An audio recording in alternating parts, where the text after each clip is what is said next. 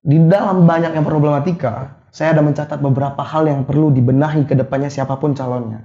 Saya berharap bukan hanya Bapak Bardan yang seharusnya diundang. Harapan ke depannya juga, Bang. Pak, kami mahasiswa ingin diberikan ruang yang lebih luas, lebih terbuka untuk bisa berekspresi dan menyampaikan pendapat terhadap pemimpin-pemimpin ke depannya. Ketika kita tanya orang Gayo, dia lebih marah kalau disebut tidak berbudaya daripada tidak ngerti hukum. Kau bermodet, gitu. Marah dia. Artinya apa tuh, Bang? Artinya dia masih hidup dalam tatanan nilai-nilai adat kearifan lokal yang melekat.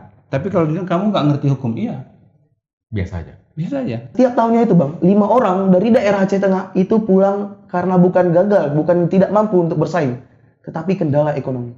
Jangan sampai perkataan-perkataan sebelum menjadi pemimpin hanya sebagai bahan jualan saja. Bahwa orientasi pilkada ini bukan hanya suksesi kepemimpinan nasional, euforia, gegap gempita, rutinitas 5 tahunan, bukan. Ini adalah momentum kaderisasi kepemimpinan, siapa melakukan apa, dan saya menawarkan ini untuk masyarakat Aceh Tengah. Semoga ini komitmen Bang ya. Dang dung tang gedang dang dang tagadaga dum gedam dam dam tung tang tagadaga dum tung wow wow wow wow wow wow wow. Pro Justisia. Assalamualaikum warahmatullahi wabarakatuh. Teman-teman podcast Pro Justisia, hari ini kita kembali dengan satu tema politik yang akan membahas dari perspektif anak muda bagaimana pilkada Aceh Tengah. Kami ingin mendengar satu perspektif yang mungkin agak berbeda, karena tentu kan kawan mahasiswa, kawan pemuda punya satu pandangan yang lebih orisinal, lebih kritis terkait bagaimana Aceh Tengah membangun daerahnya dan menjalankan fungsi kabupaten untuk mensejahterakan masyarakat di Aceh Tengah. Hadir bersama kami, pertama Ketua IPMATA, Ikatan Pemuda Pelajar Mahasiswa Aceh Tengah, Adinda Farhan Ananda. Apa kabar Adinda, sehat? Alhamdulillah. Alhamdulillah. Kemudian juga kita mengundang satu tokoh mahasiswa yang sekarang menjabat sebagai Wakil Presiden Universitas Syah Kuala. Beliau juga sangat paham bagaimana kondisi Aceh Tengah, dan kita juga akan mendengar apa catatan kritis mahasiswa terhadap perjalanan pemerintahan, bagaimana proses politik, soal apakah diberikan ruang aspirasi berdiskusi oleh pemerintah Aceh Tengah. Saudara Amru Hidayat, selamat datang. Siap. Dan spesial, hari ini kita juga hadir dalam forum diskusi ini Kanda Bardan Saidi, yang kita kenal sebagai anggota parlemen DPR Aceh, yang sudah menjabat 2 periode dari Partai Keadilan Sejahtera. Beliau kali ini dalam proses pilkada akan mengikuti satu kontestasi politik, yaitu sebagai calon Bupati Aceh Tengah. Kita juga akan mendengar apa yang menjadi gagasan dasar beliau dan apa yang akan beliau rubah ketika amanah ini diberikan oleh masyarakat Aceh Tengah. Selamat datang dan Assalamualaikum Bang Bardan. Waalaikumsalam warahmatullahi wabarakatuh. Kita ingin ke Farhan ya. Farhan, kira-kira apakah pilkada kali ini bisa dijadikan sebagai sebuah momentum untuk melakukan perubahan di Aceh Tengah, atau pilkada hanya satu rutinitas politik yang tidak menjamin bahwa ada perubahan yang akan dilakukan oleh politisi atau siapapun yang akan menjabat nanti? Bagaimana pandangan Farhan? Silakan. Baik, sebelumnya terima kasih kepada Bang Yulvan telah menyediakan tempat dan ruang dan memberikan kesempatan kepada saya sebagai pemuda mahasiswa Aceh Tengah untuk mengaspirasikan suara kami kepada kelak yang menjadi pemimpin. Dan salam hormat kepada Bapak Bardan Saidi yang sekarang masih menjabat sebagai parlemen legislatif DPR Aceh. Dan ada teman saya juga, mohon izin rekan berpikir, sahabat saya Amru Hidayat, Wakil Presiden Mahasiswa. Kita mengetahui hari ini menjelang pemilu dan setelah pemilu ada pilkada, banyak nama-nama tokoh yang keluar. Saya berharap di sini bisa dijadikan suatu hal yang perubahan dengan problematika yang ada di saat ini yang di Aceh Tengah. Kita menjadi keresahan bersama. Saya pikir semoga bukan hanya formalitas saja pilkada ini, tapi dijadikan momen yang betul-betul untuk melakukan perubahan. Mungkin di dalam banyak yang problematika, saya ada mencatat beberapa hal yang perlu dibenahi ke depannya siapapun calonnya. Saya berharap bukan hanya Bapak Bardan yang seharusnya diundang. Dan saya berharap juga kepada kenapa harus kawan-kawan yang di Banda Aceh yang mengundang untuk mengadakan kepemimpinan kelak di Aceh Tengah. Kami berharap kan seharusnya ini di lokal. Bisa kita ulik semua, kita bongkar semua, kita bedah sama-sama. Mungkin yang pertama kali itu yang perlu kita melakukan perubahan dan menetapkan bagaimana penegakan syariat Islam. Karena kenapa banyak sekali hari ini marak kejadian yang namanya itu judi, maisir, khamar, hingga khalwat, dua-duaan di tempat sepi. Ini menjadi sebuah kesayangan, sehingga bagaimana cara kita tuh mencegah daripada hal ini biar tidak sampai cenderung ke arah yang negatif. Yang kedua, yang paling problematika di sini adalah terkait kemiskinan dan pemerataan ekonomi. Amat disayangkan yang hari ini sumber daya alam yang ada di Aceh Tengah ini sangat besar, tinggal dikelola saja. Yang menurut Farhan yang harus kita ubah secara mindset dari masyarakat dan bagaimana pemimpin mensupport masyarakat. Yang terakhir mungkin kita ketahui beberapa tahun kebelakangan ini pelancong wisatawan lokal maupun wisatawan go internasional itu tepatnya tuh ke Aceh Tengah. Sebenarnya di sini bisa kita jadikan momen juga sebagai PAD. Mengingat bahwasanya Aceh Tengah dari tahun 2015 itu tinjauannya itu di laporan kinerja pemerintah tahun 2022 yang mana mencatatkan bahwasanya Aceh Tengah masuk di nomor urut 13 kabupaten kota termiskin di Aceh. Dan baru saya baca juga di Badan Pengelolaan Statistik, yakni ada peningkatan lah ke-14, setidaknya ada penurunan angka kemiskinan. Mungkin saya berharap untuk siapapun calon ke depannya bisa sama-sama kita melakukan perubahan ke depannya. Baik, Farhan, kalau misalnya tadi yang Farhan sampaikan, itu ada banyak catatan yang harus diperbaiki oleh pemimpin ke depan. Tapi apa catatan ataupun tanggapan Farhan? Soal itu terjadi apakah soal political will dari pemerintah yang masih kurang? Atau mungkin komunikasi yang tidak bisa disampaikan oleh pemerintah ke masyarakat luas ataupun pengusaha sehingga nggak ada sinergi antara pemerintah dan stakeholder lain. Sehingga kondisi kemiskinan di Taekwondo masih sangat tinggi. Dan pariwisata juga tidak bisa memberikan satu trigger untuk sumber pendapatan masyarakat di sana. Apa soalnya menurut Farhan? Saya pikir di sini mungkin simple Bang ya. Secara instrumen mungkin pemerintahan sudah melakukan. Tetapi secara komunikasi yang seperti Abang katakan itu belum optimal dan maksimal. Karena seperti ini, yang bisa kita kelola untuk menaikkan sumber daya manusia yang ada di Aceh Tengah ini banyak Bang. Sumber daya alam apalagi. Cuman yang hari ini mungkin pemerintah kita ini terlalu banyak main-main. Bisa diperjelas main-mainnya seperti apa? Iya. Saya telah menulis kriteria calon pemimpin kedepannya itu yang memiliki visioner. Dalam arti kata visioner, memiliki tujuan. Bukan hanya mementingkan pribadinya. Cuman banyak yang kita lihat. Harus banyak kasus dan harus banyak buku yang harus kita bedah di dalam ini Bang. Banyak problematika Aceh Tengah yang saat ini mungkin belum tertangkap media. Saya berharap kan ini track record yang jelek ini kita tinggalkan, kita lakukan perubahan. Baik Farhan, luar biasa. Dan kemudian saya menyambung ke sahabat Amru ya. Soal anak muda, kita kan juga punya hak melakukan pengawasan kepada pemerintah. Karena itu adalah hak yang dijamin juga oleh konstitusi. Pertanyaan saya, bagaimana hubungan dengan pemerintah? Apakah ada satu ruang diskusi yang diberikan secara terbuka untuk mengkritisi atau memberikan catatan penting untuk perbaikan yang lebih bagus di Taekwondo khususnya? Bagaimana menurut Amru? Baik, terima kasih sebelumnya kepada Bang Julpan dan kepada Bapak Bardan Sahidi yang sekaligus sekarang masih menjabat sebagai anggota Parlemen Legislatif. Kemudian kepada teman saya, Saudara Farhan Ananda. Baik, terkait mengenai hal tersebut. Untuk ruang diskusi, seharusnya mahasiswa menjalankan fungsi-fungsinya yaitu social control, yang artinya mahasiswa bebas untuk berekspresi, bebas untuk menyatakan pendapat. Akan tetapi yang menjadi problematika saat ini, yang menjadi permasalahan saat sekarang ini, mahasiswa sangat kurang untuk bisa bertemu kepada pemimpin-pemimpinnya tersebut.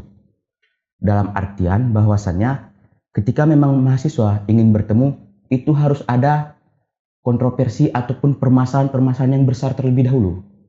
Baru pada saat itu mahasiswa bisa bertemu ataupun menyampaikan pendapat kepada calon-calon pemimpinnya ataupun kepada pemimpin-pemimpin yang akan memimpin daerah tersebut. Dalam artian bahwasannya di sini kita pertanyakan, apakah memang mahasiswa ini merupakan suatu bagian yang penting dalam kehidupan negara Indonesia ini yang memiliki fungsi social control, agen perubahan, dan sebagainya. Harapan kedepannya juga, Bang, Pak, kami mahasiswa ingin diberikan ruang yang lebih luas, lebih terbuka untuk bisa berekspresi dan menyampaikan pendapat terhadap pemimpin-pemimpin kedepannya. Oke, luar biasa. Nah, berarti langsung ke Bang Mardan, Bang. Ini kan kita sudah dengar bersama ya beberapa catatan yang disampaikan oleh kawan-kawan muda. Nah, tapi sebelumnya saya ingin tahu, kira-kira kalau misalnya Abang petakan isu strategis di Takengon, itu kalau misalnya Abang menjadi pemimpin Aceh Tengah, apa yang akan Abang bereskan pertama dari sekelumit masalah yang disampaikan tadi oleh kawan-kawan muda maupun yang sudah kita baca bersama di media-media sosial misalnya. Silakan, Bang. Baik, terima kasih. Menjadi kesempatan baik dan ini adalah ruang bagaimana saya bisa menyampaikan ide, gagasan, pemikiran yang selama ini menjadi kegelisahan. Ya. Melihat Kabupaten Aceh Tengah terdiri dari 295 kampung, di sana sebutnya kampung. Iya. Kalau kepala desanya disebut reje. 21 pemukiman dan 14 kecamatan. Saya tumbuh lahir besar di tengah-tengah masyarakat yang kosmopolis. Jadi jangan melihat Aceh Tengah itu ansih gayo. Ada 8 subetnis yang tinggal dan menetap di Kabupaten Aceh Tengah. Pemenuhan kebutuhan dasar masyarakat Aceh Tengah harusnya kemudian menjadi perhatian serius bagi yang mendapat amanah sebagai penyelenggara pemerintahan. 20 tahun bekerja di eksekutif, legislatif maksud saya. Ya, inilah yang kemudian mendorong kami bergabung dengan partai politik. Ya. Terus terang, keinginan kami mensejahterakan masyarakat, tapi kalau bahasa sejahtera itu kan apa sih terjemahannya? Menerjemahkan sejahtera menurut kami, masyarakat Aceh Tengah itu enak tidur, tidurnya nyenyak, perutnya kenyang, kantongnya penuh. Ya. Tapi kalau dielaborasi bagaimana masyarakat bisa tidur nyenyak, tentu harus ada jaminan keamanan. Ya. Perutnya kenyang, harus ada sumber bahan makanan yang menjamin sehingga tidak ada lagi antri BLT, antri bansos. Kantongnya penuh, harus menjamin kemudahan akses berusaha. Tadi disebut oleh Adinda Ketua IPA Mata, ini menjadi catatan penting bagi kami, memberikan kesempatan pada masyarakat agar tidak hidup di bawah garis kemiskinan. Datanya masih bisa dielaborasi lagi. 23 kabupaten kota, kita berada di 13, kemudian naik, kemudian bukan naik, turun 14. Alat ukurnya juga harus jelas. Kalau alat ukur yang kita gunakan secara universal adalah World Bank. World Bank menyebutkan bahwa kalau usia produktif berpendapatan kurang dari $2 per hari.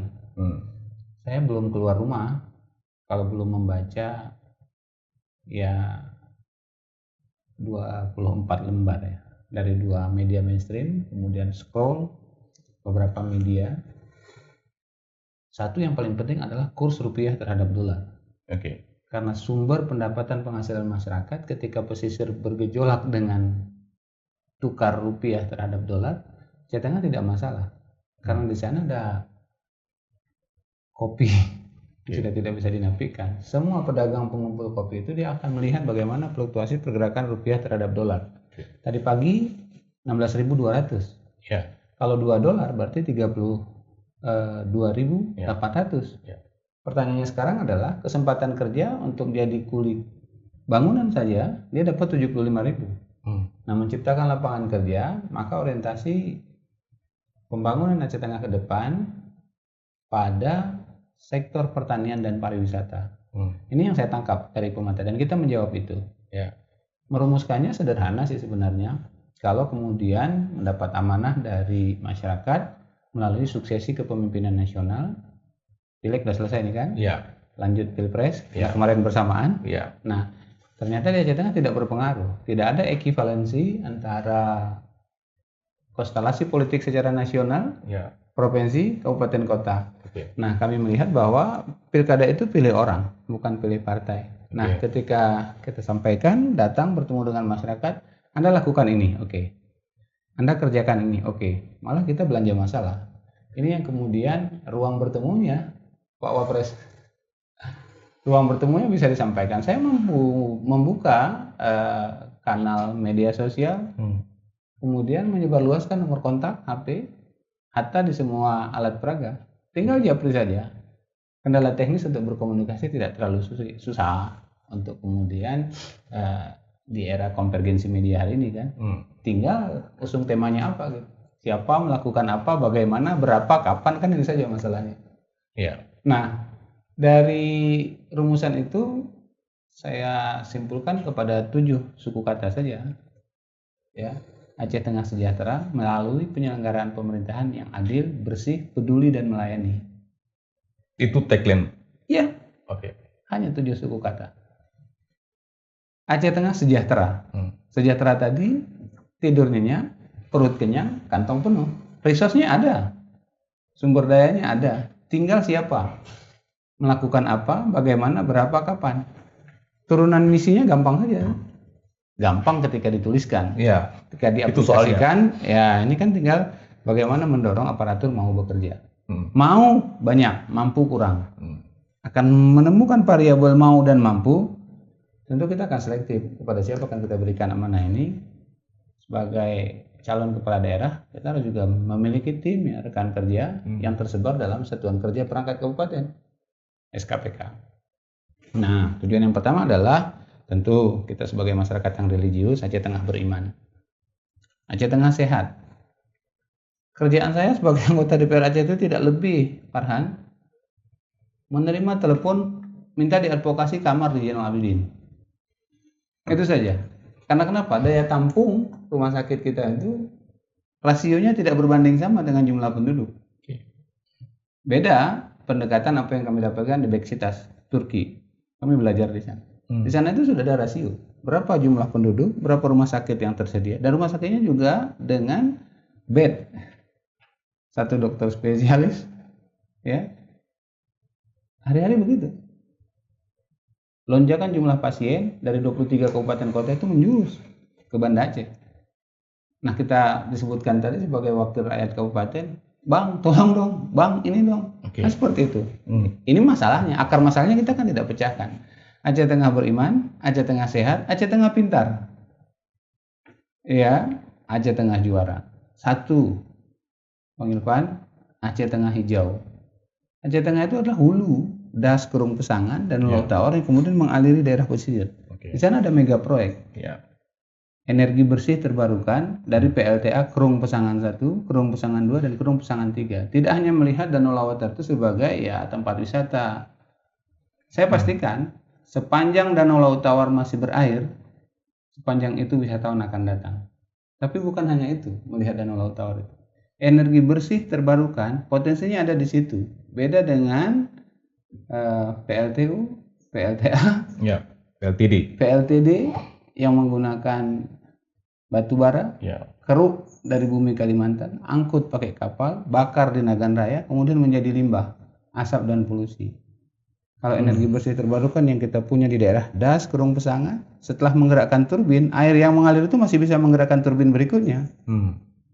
Dan masih menjadi sumber kehidupan di Kabupaten Biren, Kota Loksmawe, Aceh Utara.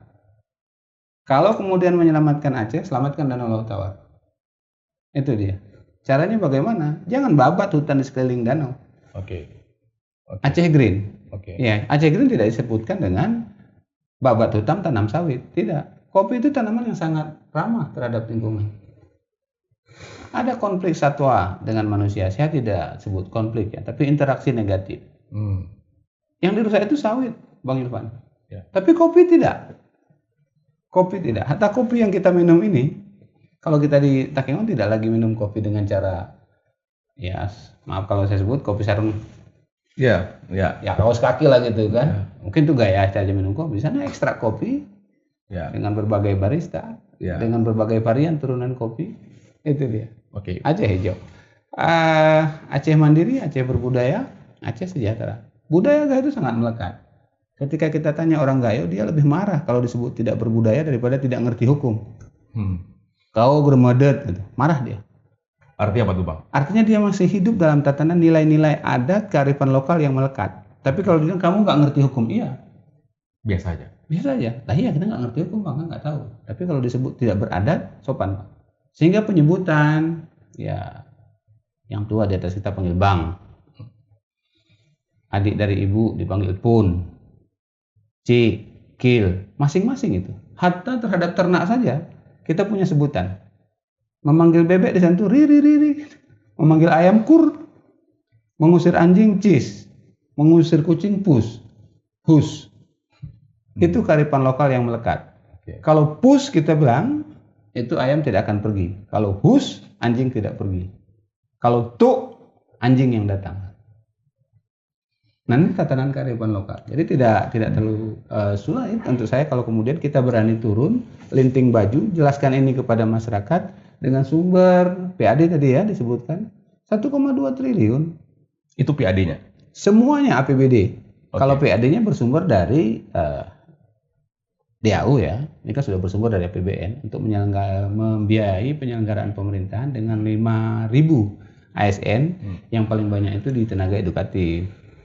Kewenangan kabupaten kota penyelenggaraan pendidikan kan hanya pendidikan dasar dan menengah. Ya. Untuk jenjang pendidikan tinggi ini kan di bawah kementerian. Ya. Nah ini masalahnya. Berikutnya yang menjadi penting adalah orientasi pembangunan Kabupaten Aceh Tengah ke depan ditekankan kepada basis pertanian, perkebunan, dan pariwisata. Sesuai dengan geografis di Takengon. Bukan geografis lagi malah. Sunnatullahnya. Sunnatullah. Iya, qadarullah alam Takengon itu berada di 1200 NDPR. Ya. Tumbuhan hutannya ada Pinus mercusi, tanaman perkebunan kopi, jeruk, alpukat, ada tumpang sari lagi di dalamnya. Oke. Aneka jenis tanaman hortikultura. Bagaimana mendekatkan hasil perkebunan pertanian ke pesisir? Inilah intervensi yang kami lakukan di DPR Aceh. Bagaimana mendekatkan hasil perkebunan pertanian itu ke pelabuhan? Kalau tidak, mustahil kita advokasi jalan ex KKA dari Aceh Tengah Bener Meriah ke Kerongkuko. Bukan dari Aceh Tengah Biren, Loksmawe, sampainya ke Belawan. Ini masalahnya. Ini kan interconnected antar kabupaten. Ruang inilah yang ingin kita bangun. Bagaimana produksi yang melimpah kalau tidak dekat dengan pelabuhan? Soal pemasaran berarti Pak? Ya, dan kita tahu persis dengan itu. Untuk merumuskan ini ada 8 expert, guru besar. Yang abang libatkan dalam tim nanti? Atau? Yang menitipkan pemikirannya kepada saya. Oke. Selama di Banda Aceh itu saya warawiri masuk kampus.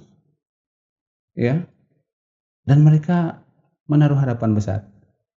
Dan ini hanya mungkin bisa diemban oleh orang yang mau dan berani linting baju, mau turun ke tengah masyarakat. Saya hampir 42 Bang Ivan. Ya. Ada keresahan pribadi, ada keresahan melihat. Ya, saya banyak berjalan ketika di DPR. Boleh saja sebut kunker ya. Kunjungan kerja. Ya namanya studi banding sih. Oke. Kalau kemudian kawan-kawan aktivis maunya jalan-jalan, pelesiran begitu kan. Pelesiran. Tidak semuanya bisa kita ambil dari negara yang sudah maju dan berkembang. Tetapi kemudian ada keresahan. Untuk usia 42, Ananda Farhan, jangan khawatir, saya belum masuk zona nyaman.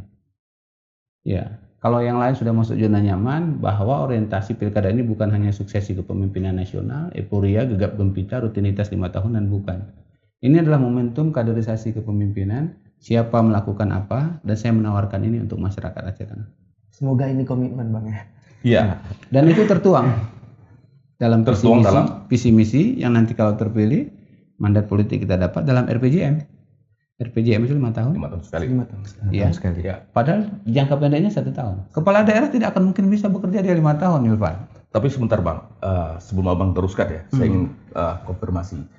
Kalau misalnya yang Abang sampaikan tadi beberapa catatan, artinya tidak ada alasan Aceh Tengah berada di bawah kemiskinan masyarakatnya. Mau tidak? Pertanyaannya, fakta seperti apa?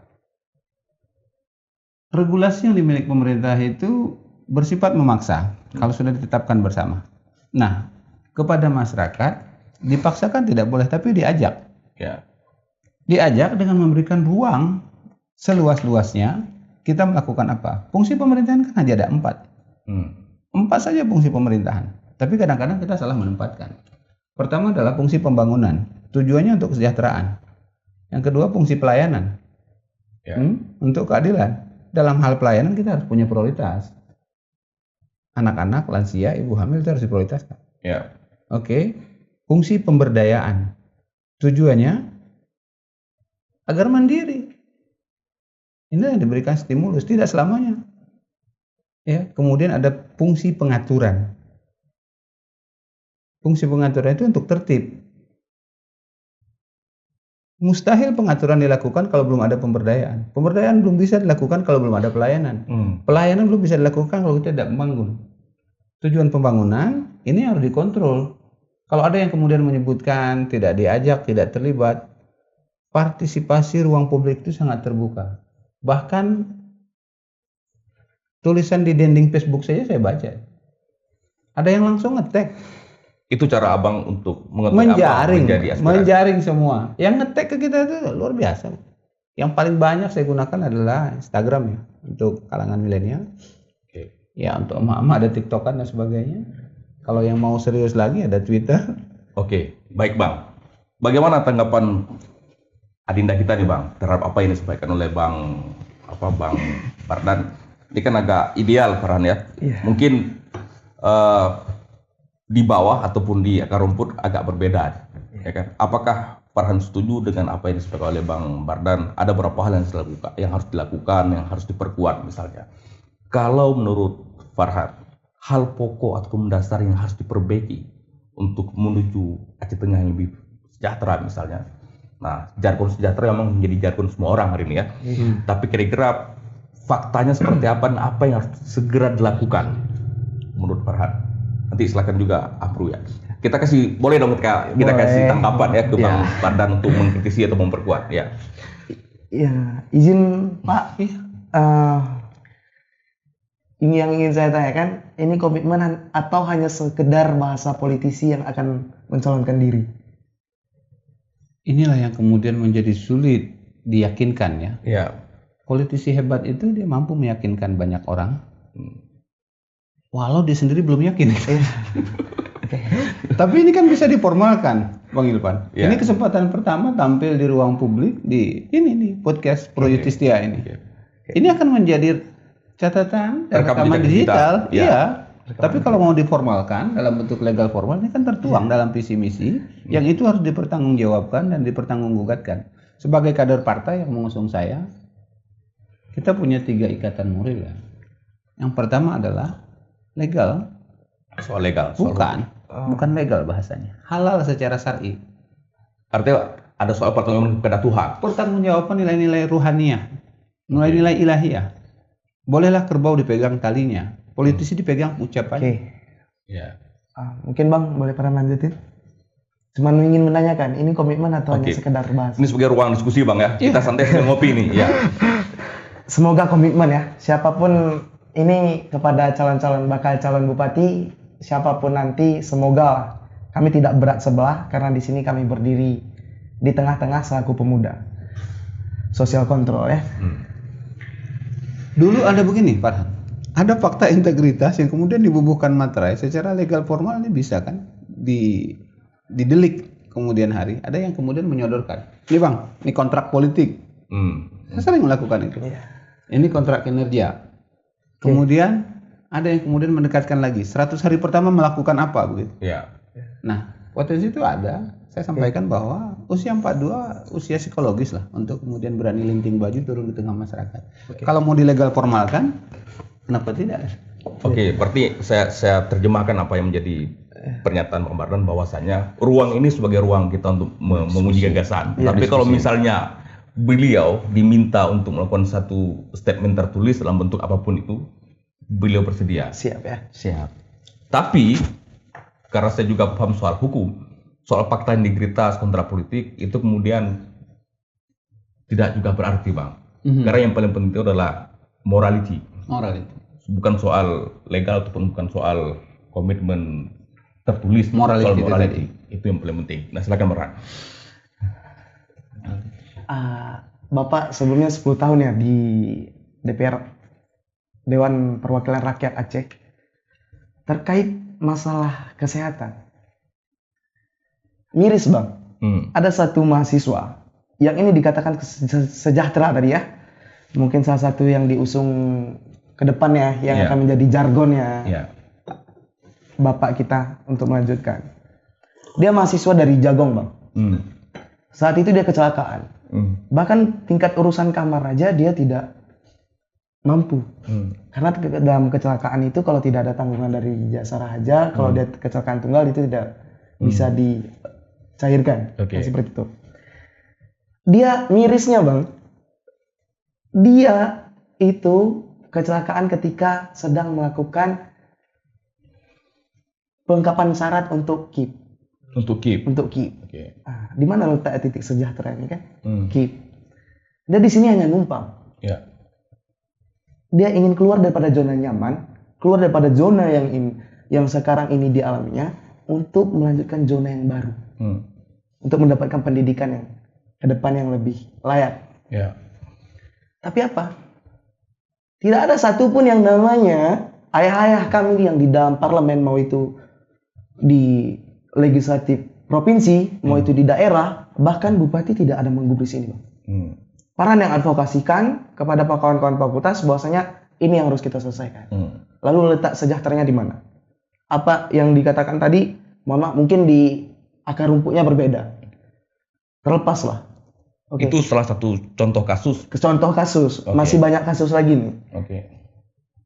Soal advokasi yang mengatakan lebih dekatnya daripada dari daerah pegunungan ke pesisir terkait sumber daya alam, ekspor impor segala macam itu seperti itu Bang ya. KKA apakah layak digunakan untuk hari ini jalannya? Jalan KKA. Jalan KKA apakah layak untuk dilalui? Itu pertanyaannya. Kita melihat di sini, apakah layak? Saya pikir tidak. Maksudnya kondisi jalanan masih belum bisa digunakan oleh masyarakat umum. Mungkin ya seperti itu sih Bang, karena tidak termasuk mungkin layak ya, tapi untuk dipaksakan, layak untuk dipaksakan. Ya. Untuk terkait pintar, mana hari ini pemerintah Aceh Tengah, mau itu perwakilan rakyat Aceh Tengah yang mendedikasikan, yang hari ini mensupport mahasiswa ataupun pelajar yang hari ini menimba ilmu, khususnya yang di Banda Aceh, nggak usah jauh. Berapa kawan mahasiswa Aceh Tengah yang dibeasiswakan? Kalau mau dipintarkan. Berapa jumlah mahasiswa Aceh Tengah yang ada di? Kalau terakhir Farhan kalkulasikan 3.000 Bang.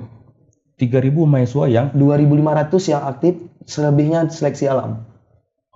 Ada yang keluar karena kebetulan Farhan juga sebagai senat mahasiswa di UIN Araniri, Fakultas Syariah dan Hukum. Di setiap tahunnya itu Bang, 5 orang dari daerah Aceh Tengah itu pulang karena bukan gagal, bukan tidak mampu untuk bersaing, tetapi kendala ekonomi. Tidak mampu bayar SPP. Tidak mampu bayar SPP. Ya mungkin hari ini kalau secara di atas oke lah, selesai ini Bang. Tapi di akar rumput, makanya terlalu bertolak belakang. Saya pikir ke depannya jangan hanya dijadikan batu loncatan aja untuk menjadi pemimpin untuk mendapatkan BL1 Aceh Tengah. Untuk menduduki kursi yang pertama di Aceh Tengah, banyak problematika yang hari ini harus diselesaikan. Baik. Amru ingin memberikan tambahan. Terkait dengan kesejahteraan, Bang. Saya rasa kata sejahtera di ruang lingkup Aceh Tengah sekarang ini perlu kita pertanyakan. Dalam artian apa? Kita tadi berbicara soal dengan PLTA. Sejahtera. Memang iya, terkait dengan sumber daya perairan, terkait dengan sumber daya energi, itu bisa dikatakan sejahtera. Akan tetapi, kita lihat sekarang, bahwasannya pembangunan konstruksi PLTA tersebut, tingkat jalannya saja menggunakan jalan umum, ataupun jalan masyarakat. Dan juga, dalam pembuatan konstruksi tersebut, banyak nih terjadi kecelakaan, dan segala sesuatu lain halnya di jalan umum tersebut yang merupakan jalan masyarakat. Yang menjadi pertanyaannya sekarang, banyak kejadian tersebut mengapa hal tersebut jarang digubris oleh media dan langsung redup begitu saja? Apakah itu yang dikatakan dengan peduli? Peduli dalam artian saya yaitu responsif dan memberikan solutif. Dalam artian, ketika memang suatu kejadian tersebut terjadi, itu keresahan dari masyarakat, seharusnya pemimpin kita sekarang yang mengayomi masyarakat tersebut memberikan solusi apa yang ditawarkan kepada masyarakat tersebut. Ini berbicara soal jalan, Pak. Oke. Selanjutnya, dikatakan juga masalah kesehatan. Kesehatan tidak luput dari kata lingkungan. Bahwasannya dijelaskan Danau Laut Tawar sendiri itu merupakan hulu. Tadinya. Tapi coba kita perlihat sekarang, kita pertanyakan sekarang, apakah lingkungan dari Danau Laut Tawar tersebut bisa dikatakan sehat, melihat bahwasannya di akhir-akhir kejadian kemarin waktu Hari Raya Idul Fitri itu banyak sampah yang masuk ke Danau Laut Tawar. Jadi pertanyaannya Bapak, bagaimana sikap Bapak mengenai hal tersebut? Yang pertama, masalah konstruksi, di mana konstruksi tersebut merupakan perusahaan akan tetapi menggunakan fasilitas umum sebagai pembangunan, dan juga masalah tata ruang berarti. Kita lihat juga bukan hanya Danau Laut Tawar, akan tetapi sangat banyak nih. Kalau kita berbicara soal limbah, TPS, TPA, itu tempatnya di mana? Dan yang menjadi problematika saat ini di Aceh Tengah itu mengenai sampah. Mungkin itu saja. Baik.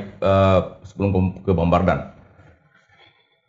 Tadi Farhan dan Amru itu mengcapture ya fakta sosial yang ada fakta sosial yang ada, Bang. Ya, ada soal sampah, ada soal proyek yang menggunakan fasilitas umum misalnya, kemudian ada juga tingkat kemampuan mahasiswa untuk bisa membayar SPP. Ada soal struktur persoalan yang saya kira itu tidak sederhana, Bang Bardan. Nah, kira-kira intervensinya seperti apa? Gimana, Bang? Kita maunya teknis atau yang apa dulu ini? Fakta yang dilaporkan terus. Fakta yang dilaporkan. Sederhananya apa yang mereka bisa pahami nantinya gitu. Ya, saya sampaikan tadi saya tumbuh berkembang tinggal di tengah-tengah masyarakat. Ya. Untuk kasus teman mahasiswa, saya prihatin, saya datang, saya ketemu. Tapi pelayanan kesehatan kita ini bukan ngobatin dulu. Semua orang yang masuk rumah sakit, puskesmas, semua instalasi layanan kesehatan yang diambilkan status. Status pasien untuk orang yang belum pemegang kartu BPJS, JKA, JKA Plus. Tindakannya kan harus menunggu konfirmasi siapa walinya dan sebagainya. Pada saat yang bersama saya ketemu sama bagian umum, Abi Bakhtiar namanya sana. Bro, ini kawan. Tapi kawan-kawan kadang-kadang kan lebih senang share, kemudian menjadi viral, tidak kemudian menyelesaikan akar masalahnya apa. Masalahnya kan obat, sakit, perawatan. Pelayanan. Iya. Anak ini saya ketemu, namanya dari Kampung Gegarang, Kecamatan Jago. Walinya kita ketemu. Ini kalau mau head to head. Itu yang disampaikan oleh itu kasusnya dia. Berkenaan dengan data 2000 sampai dengan 3000 mahasiswa. Aceh Tengah itu punya 17 SMA negeri dan swasta. Kemudian ada 5 SMK, 1 swasta, SMK Kesehatan, dan 4 MA.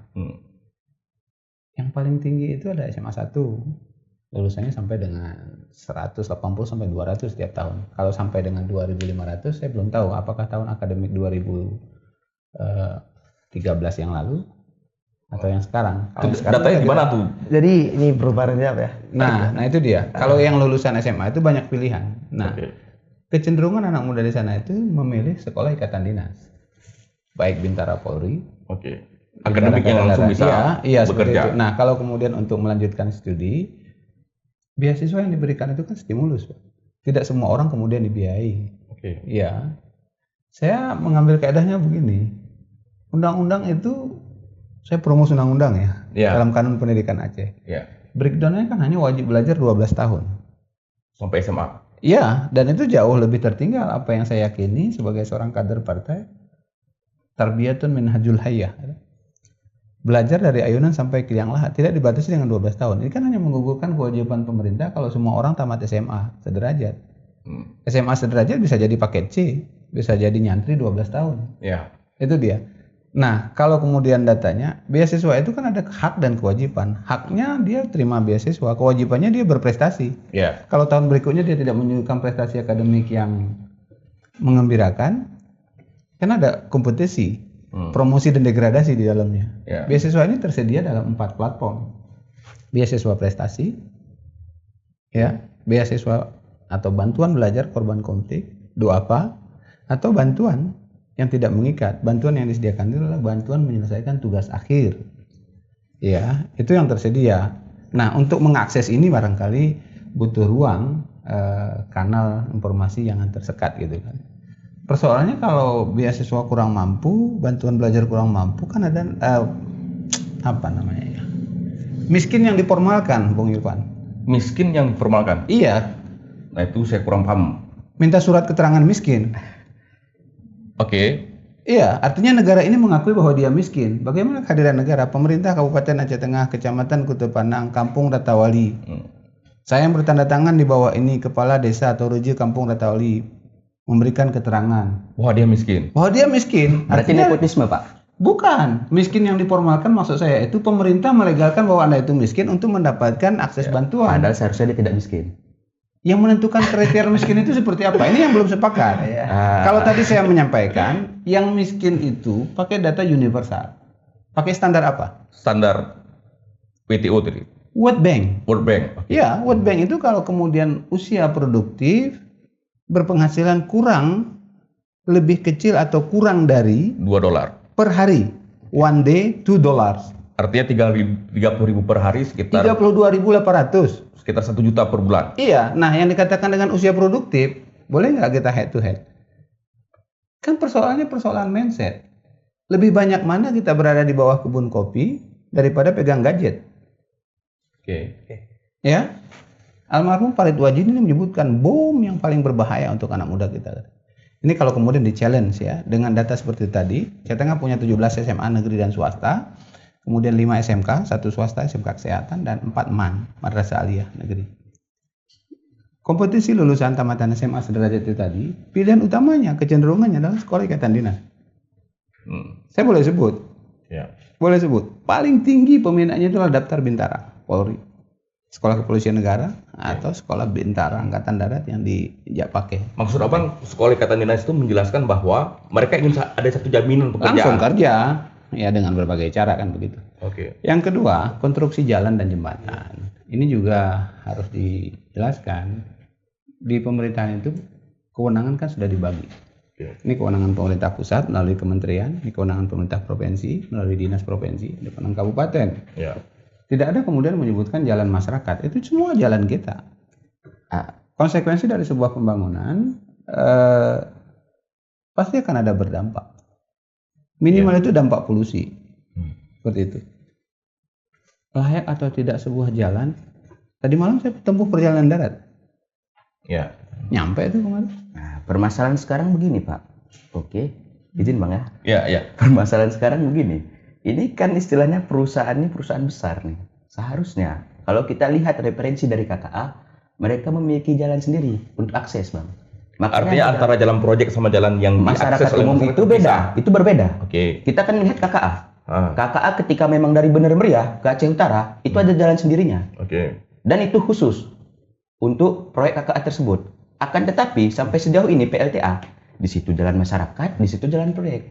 Maksud Amru itu Kenapa nggak dipisahkan? itu tanggung jawab siapa? Apakah tanggung jawab pemerintah untuk mengawasi proyek atau Seharusnya tanggung itu jawab diawasi oleh pemerintah.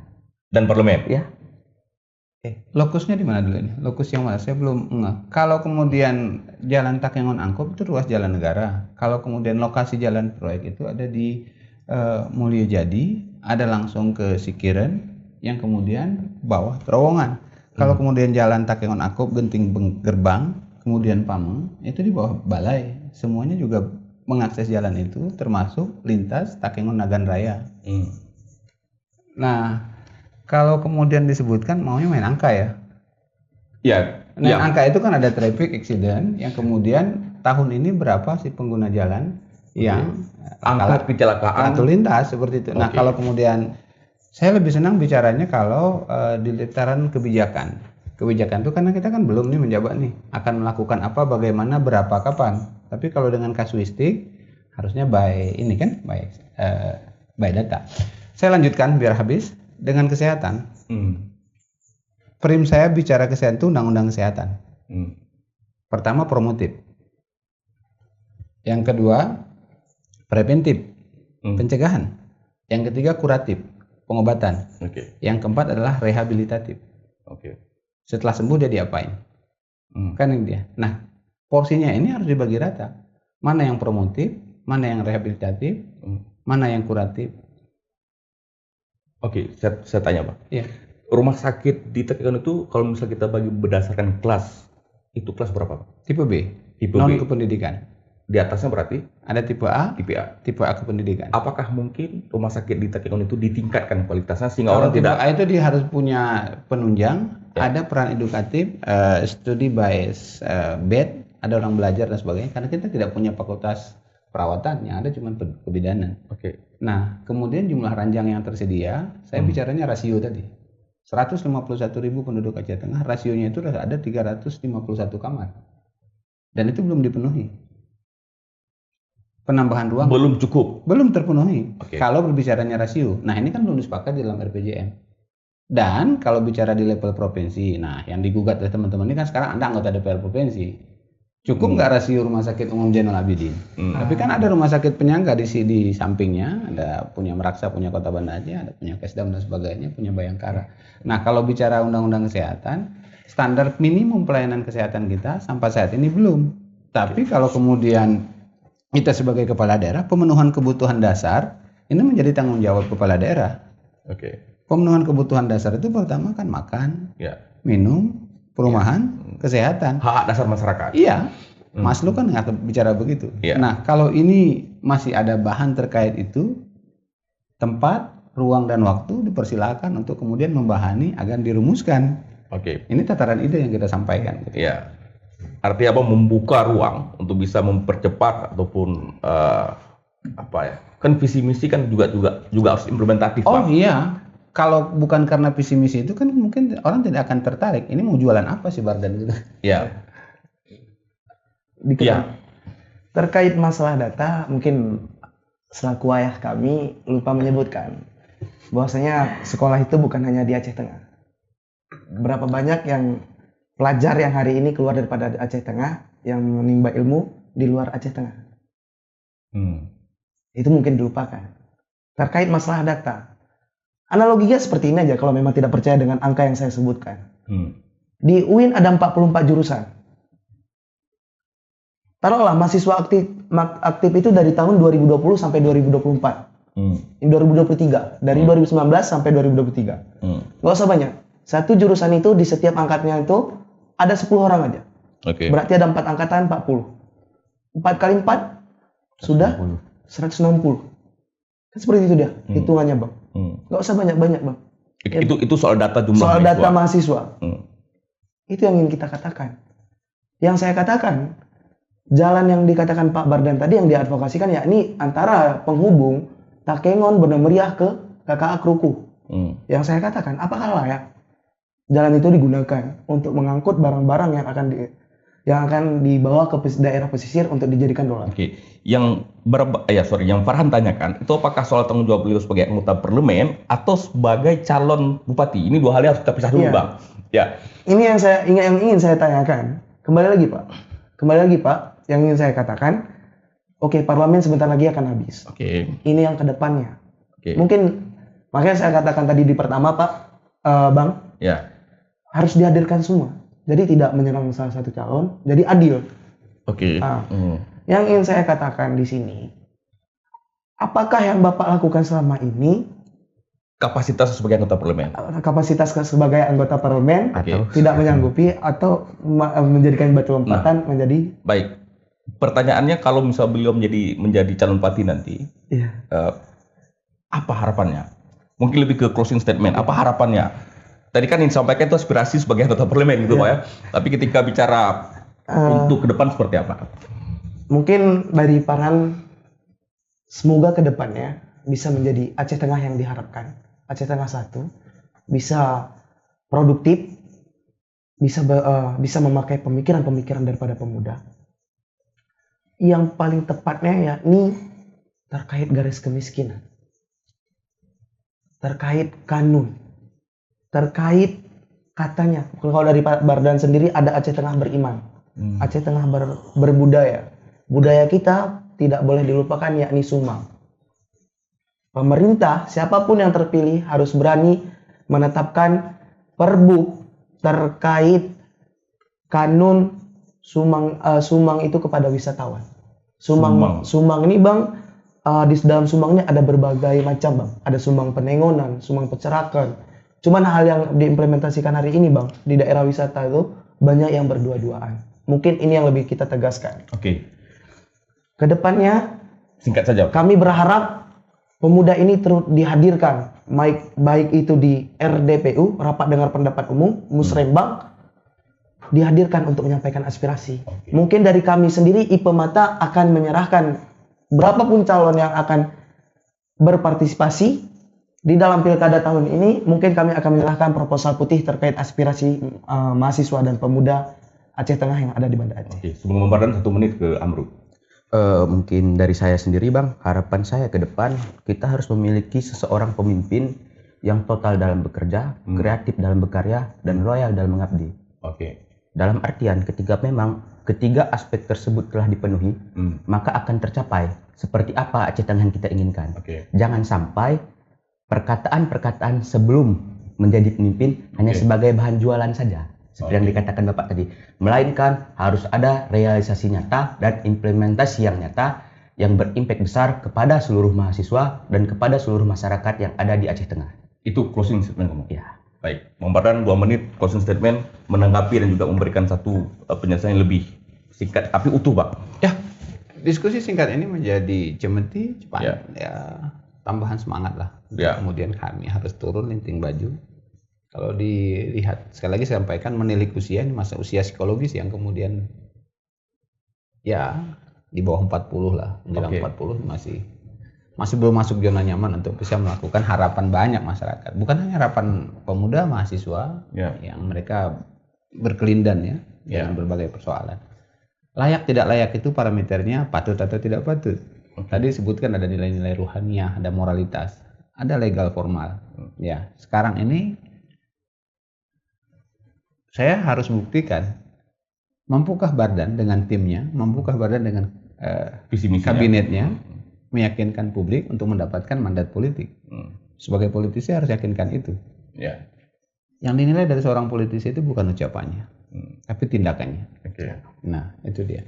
Dan sekali lagi di awal kita sampaikan adalah rekam digital yang kemudian akan kita wujudkan dalam pemerintahan.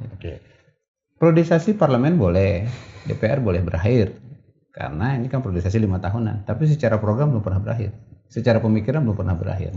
Saya tumbuh besar di tengah masyarakat, berkelindan, berdiskusi, bertemu dengan berbagai lapisan masyarakat melalui berbagai ruang diskusi dan komunikasi. Ini yang kemudian kita ramu. Berarti pertanyaannya sudah ada, siapa melakukan apa? Tinggal lagi berapa, kapan? Kan tinggal 2 lagi nih. Kapannya? Dan kapannya dalam proses pilkada nanti? Kapannya kan 28 Agustus pendaftaran, tarik undian 29. Mustahil saya bisa menjelaskan program misi, mimpi besar saya mewujudkan masyarakat Aceh Tengah sejahtera melalui pemerintahan yang bersih, adil, peduli dan melayani dalam waktu kurang dari 36 hari di antara 295 kampung. Makanya ruang-ruang diskusi seperti ini Pro Justistia sangat saya kejar nih Bang. Saya kejar tadi malam datang kemari untuk minta waktu di luar skedul. Baik. Ini yang kemudian harus disebarluaskan. Mustahil Pak dengan 36 hari masa kampanye dengan jargon dan janji politik bisa tersampaikan. Bisa tersampaikan. Nah, oleh karenanya di era keterbukaan sekarang, jangankan pemikiran dari mahasiswa, catatan dinding di Facebook saja, coretan keresahan di kamar mandi saja, kita baca itu. Oke. Untuk Baik. kemudian memenuhi harapan masyarakat. Kalau harapan pun kita tidak bisa berikan, harapan apa lagi yang harus bisa kita jual? Baik. Baik Bang Bardan, luar biasa ya. Dan tadi tentu kalau saya menangkap ada banyak hal yang belum disampaikan oleh kawan-kawan mahasiswa dan pemuda ya. Tapi sebagai proses awal, kita men-trigger ruang-ruang diskusi yang lebih luas. Saya kira ini menjadi catatan penting bagi kita semuanya. Dan tidak hanya untuk sosok Bang Bardan yang akan maju sebagai kandidat calon Bupati Tengah, tapi juga sosok lain. Karena tentu Ibu Mata juga harus mencari independensi dan mengkritisi tidak hanya pada satu orang, dan memberikan harapan tidak pada satu orang, bahwa kita hari punya satu pilihan politik, itu benar hak pribadi, kan begitu. Oh ya, satu lagi, kertas putih tadi, lembar kerja tadi ya, kertas Ya. kerja tadi, proposal putih apa tadi istilahnya? Proposal putih. Ya, itu akan lebih baik kalau kemudian kita punya soft copy-nya. Oke, proposal putih itu adalah ruang gagasan tertulis Ibu Mata terhadap Calon pemimpin. calon pemimpin. Siapapun yang duduk nanti. Luar biasa. Oh iya. Baik, terima kasih kami ucapkan pada semua kawan-kawan dan Bang Bardan di tengah kesibukannya. Teman-teman podcast Pro Justisia, kita menangkap ada banyak hal yang ingin disampaikan sebenarnya oleh anak muda, dan mereka optimis menjadikan pilkada sebagai sebuah momentum perubahan. Namun mereka juga ingin memberikan catatan kritis ini tidak hanya sebatas proses menuju pilkada, tapi paling penting bagaimana setiap orang yang maju bisa menerjemahkan komitmennya menjadi sesuatu yang bisa diimplementasi, dan kawan muda berada di garda terdepan untuk mengawasi dan mengontrol bahwa pemimpin itu lahir tidak hanya di rakyat tapi juga untuk rakyat.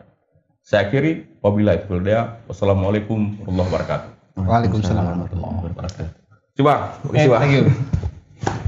Dang tung tang gedang dang dang daga daga dum gedam dam dam tung tang daga daga dum tung wow wow wow wow wow wow wow. Pro Justisia.